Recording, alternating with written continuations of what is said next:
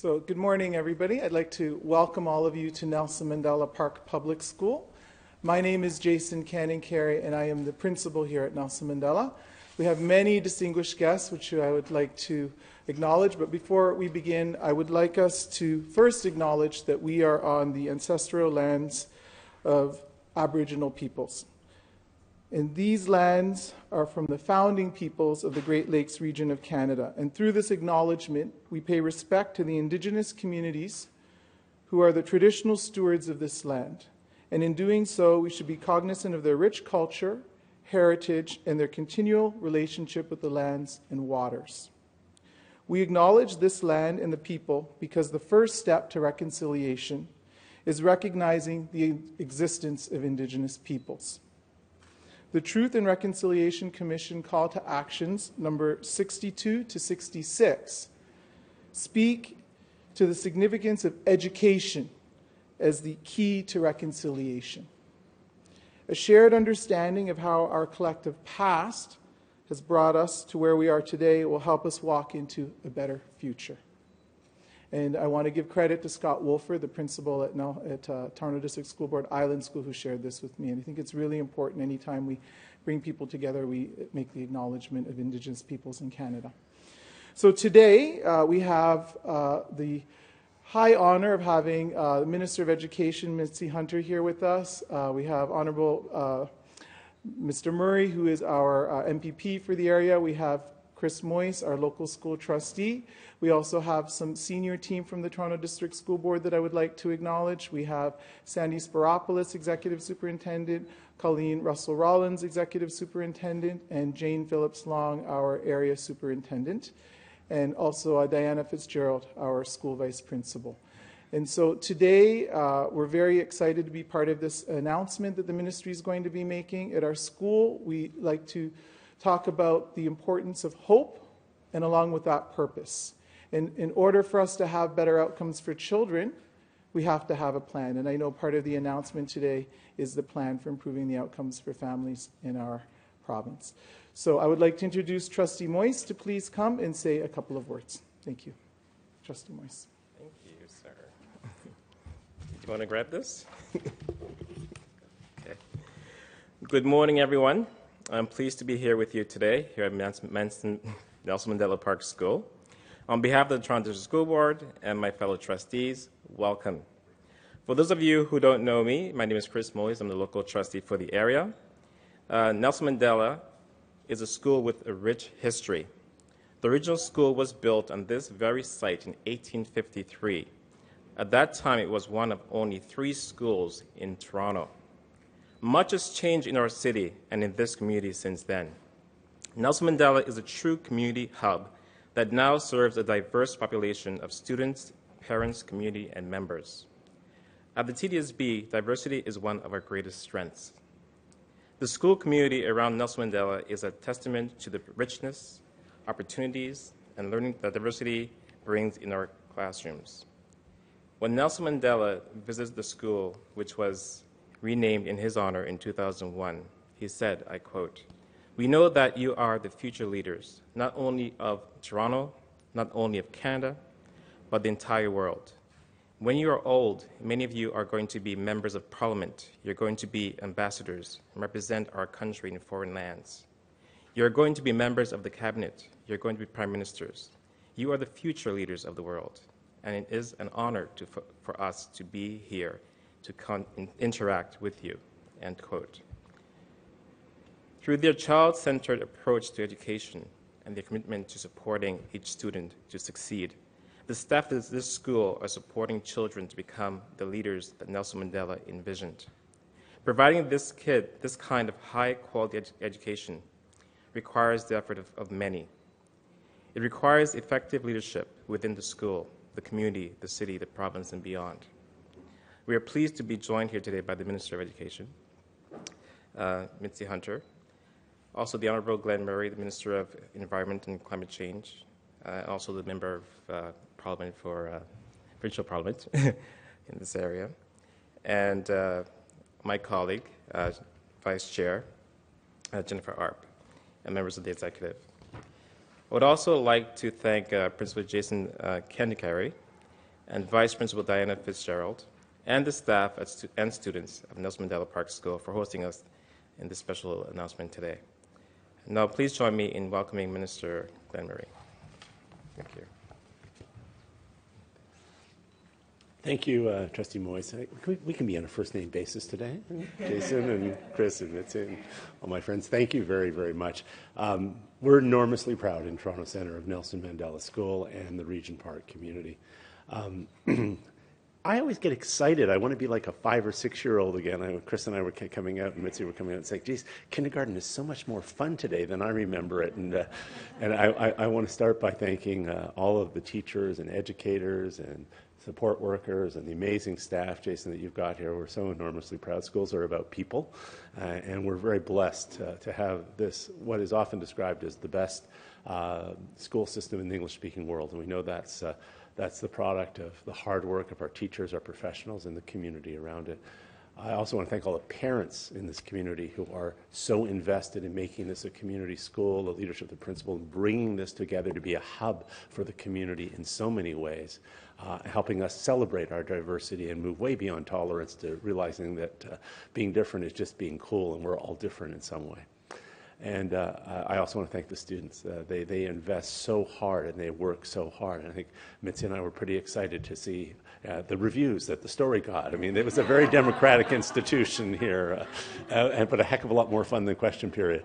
But I think it's important to mark some of the partnerships in this community over the years, because in the last 6 and a bit years that I've been the MPP, I've had this great privilege to work with this community to help bring money and resources to realize so many incredible things, you know. And it just seems like yesterday that one of the residents here, Diane Spence, started to convene people in 2003 to bring the community together when there wasn't a stick, when for decades Regent Park had been had a reputation that wasn't one that the people in the neighborhood wanted, and a community that hadn't seen a lot of investment.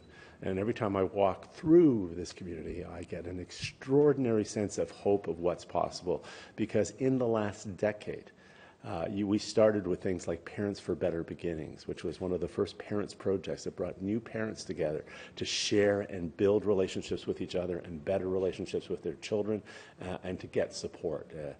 You know, as Hillary Clinton said, it really takes a village to raise kids, and that started there.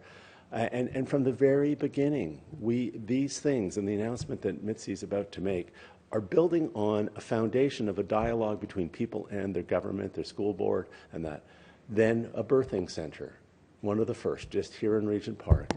7 generations. We're reading Big Thunder in the Indigenous tradition, and thank you, Jason, for recognizing that. 7 generations there, mums and dads, and they have the coolest bathtubs in the world there. You just got to go for the bathtubs. Then, out of Regent Park came Pathways to Education, which is now national, right? And so as kids are getting into school, they're getting support. And early childhood education, here again, you know, what that's done for families, for children, for the performance of children, which we'll hear about in a minute, that building block of adding those early years of education, going through the public school system, Parents for Better Beginnings, and then building around that the Daniel Spectrum, the Aquatic Center, the Community Center, the Center for Social Innovation, all of these things that give athletic, cultural, scientific, community organizing skills that mean that leadership, as Nelson Mandela said, you know, is just effusive in our kids because they're touched in so many ways. Focus on youth, Native Earth. I mean, you can just go on with all the cultural and community groups that build here. And now we have expansions with George Brown and Ryerson, the new Student Learning Center, the Waterfront Campus. But now for every family just about in Regent Park, next year, their first university or college degree won't cost them anything, and they're going in there with a financial foundation from that. So we've now removed all barriers pretty much that we have to get kids from literally coming into the world, birthed an amazing experience, and that right through to getting their first university degree. And that's just in 10 years. And a lot of those things started here in this community and have spread across that. And I've been enormously privileged and inspired, and I've learned so much from my constituents. And Mitzi has been a big part of that from goodwill. You know, and we worked at Canadian Urban Institute. I would be hard-pressed to tell you something in community and social development that my friend Mitzi hasn't been involved in. But I'm so excited that she's Minister of Education now, because when she takes things on, she gets results that no one else did. She started on retirement pension. As you know, these children that are growing up right now and the generations coming after are facing a lot of battles. They'll be the first generation never to know a normal climate, and that'll be an existential crisis that we're facing. But in the very practical world, they didn't have the capacity to retire. CPP was not meeting needs. And Mitzi took this challenge on, engaging other governments, engaging the federal government, that not only do we have pensions now for Ontarians, but every Canadian's getting a better pension. And I think for a first-term MPP and one of the all too few women in politics today, to be able to, after your first day, say in a resume, I took what was going to be a provincial program, engaged our federal cousins, and we now have a much better pension plan for all of us old folks who are thinking about life. So would you please give a warm Toronto Centre welcome to my friend Mitzi Hunter.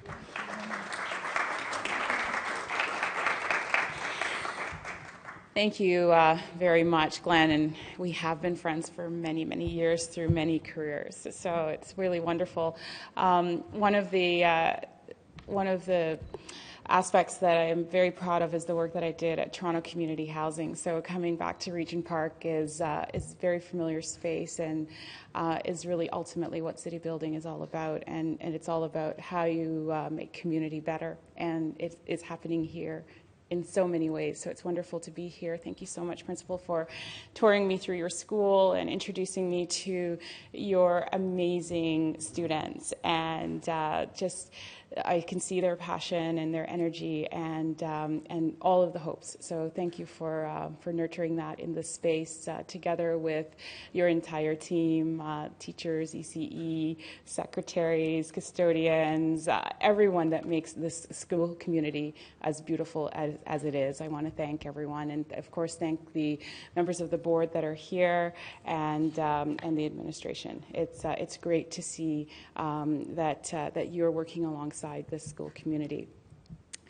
And we're here today to really talk about the investments that we're making in education, because there's no investment that is more important than in our young people and in their future. So I'm very happy that we are here to talk about a major education milestone related to full-day kindergarten. And I'm sure you all remember kindergarten. I remember Mrs. Purden's class when I was in kindergarten. I remember my cubby, and I remember how softly she spoke. And these are moments in your life that you will never, ever forget. This is about educating our youngest learners, and it requires a collective effort. It requires an entire community to do that. And back in 2010, our government launched plans for this groundbreaking province-wide program. The innovative proposal would extend the half-day junior and senior kindergarten model to a full-day early learning for all 4- and 5-year-olds in this province. It was a bold and an ambitious plan, and it would position Ontario as a leader in North America on the cutting edge of education and early learning transformation. 6 years later, those groundbreaking plans are now a reality. Not only is full-day kindergarten available to every 4- and 5-year-old across this province, but I'm happy to report that the total enrollment for full-day kindergarten since being launched in 2010 has now exceeded 1 million students. This speaks to the tremendous success for this Ontario-wide program, and this is a milestone worth celebrating. Not only because we're giving children the best possible start in school and in life, but because it represents one of the biggest transformations undertaken by our education system in a generation. Also, the full-day kindergarten program required one of the most significant investments Ontario has ever made in education. And when you think about how it began, the progress, the growth in this program has been tremendous. Back in 2010, when the program was launched on a small scale, full-day kindergarten enrollment was just 35,000 children. Fast forward to today, during this year alone, and that includes the class we were just reading to about Thunder Boy, 260,000 4- and 5-year-olds are going to school in about 3,600 schools across Ontario.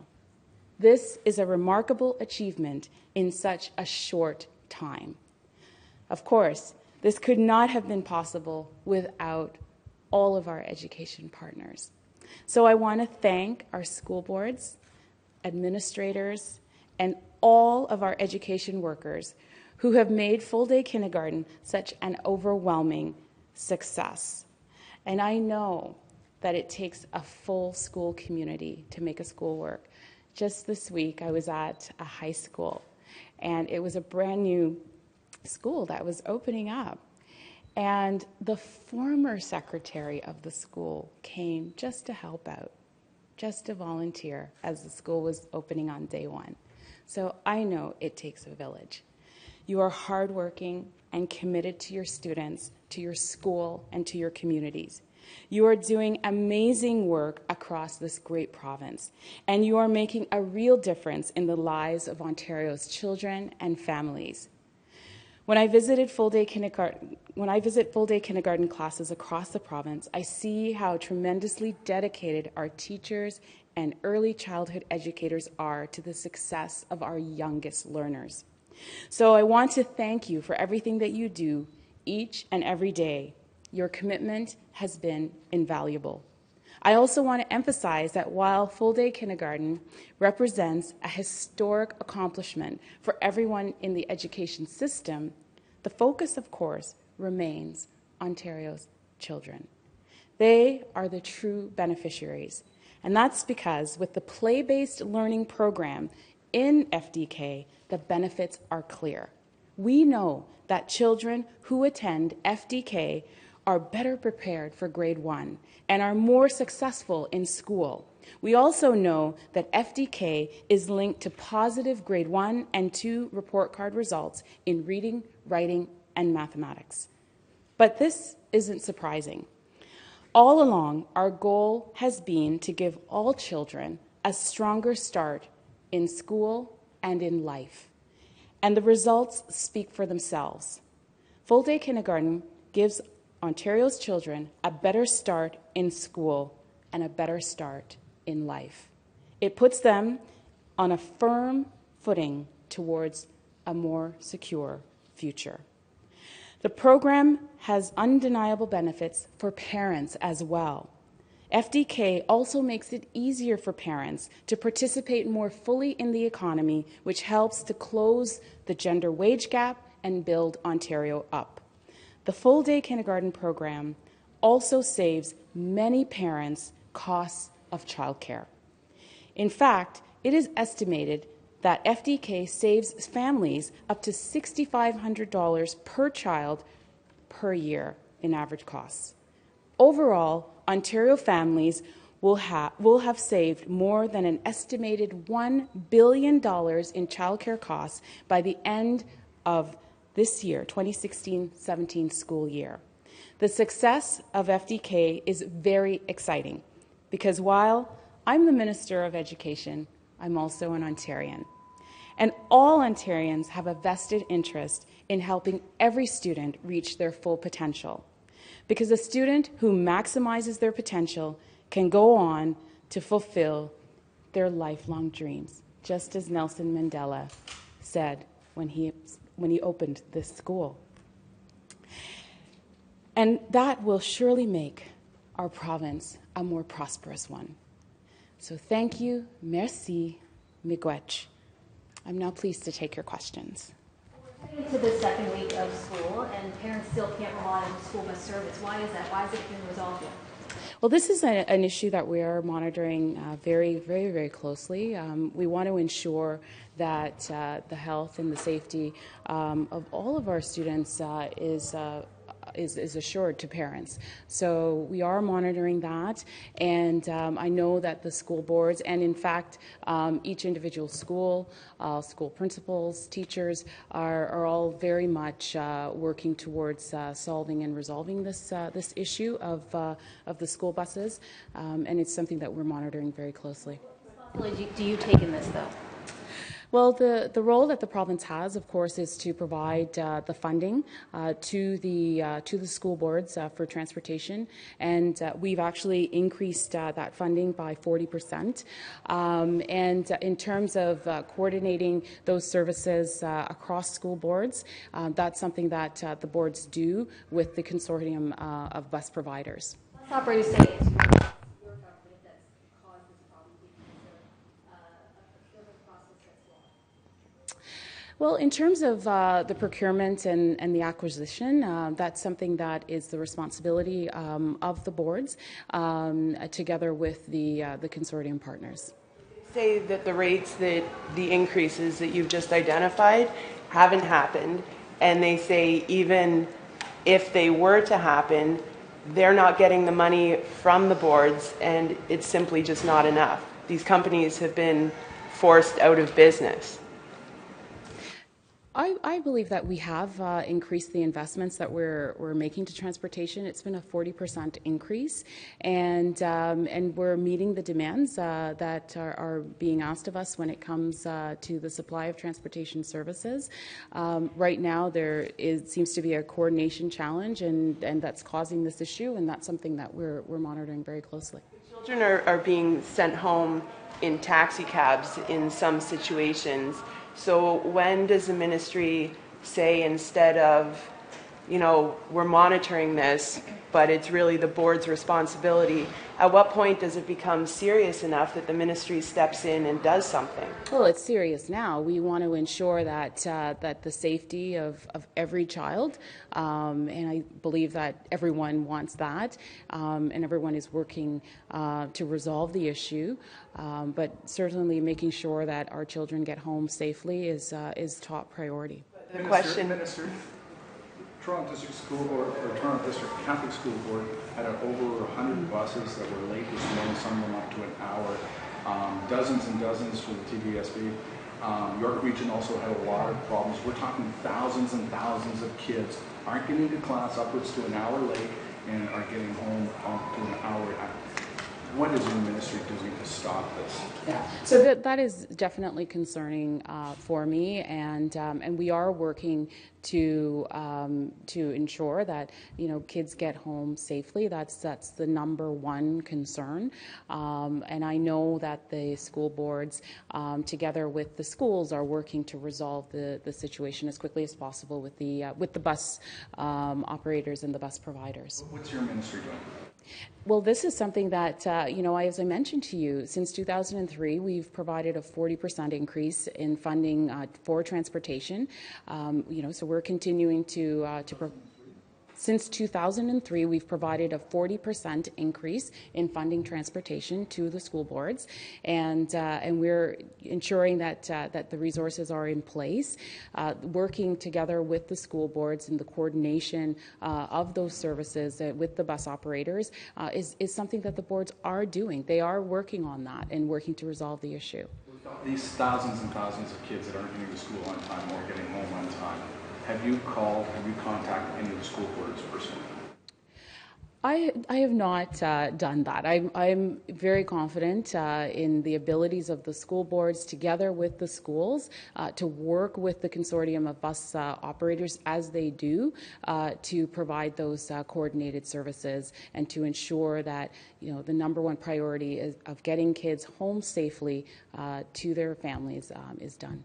But with that many people students not going to school, would you not be I know you're concerned, but a little more concerned to reach out to the boards and ask them what can be solved? Of course I'm concerned. This is something that I'm monitoring very, very closely, and ensuring that these services are provided. We're providing the resources for that. The coordination is something that the school boards are doing together with the bus consortium and those bus providers. And, they're working hard to resolve the issues. In the meantime, we want to ensure that children get to and from school safely. Minister, is it appropriate for kids to be in really, really hot classrooms trying to learn? Well, that's, in terms of, it's been a very warm week, and I've been in many schools this week, some that have air conditioning, some that do not, and I know that that the schools work very hard to make sure they regulate the temperature in schools, and we have provided $1.1 billion this summer, in fact, for school boards to prioritize the needs in their schools.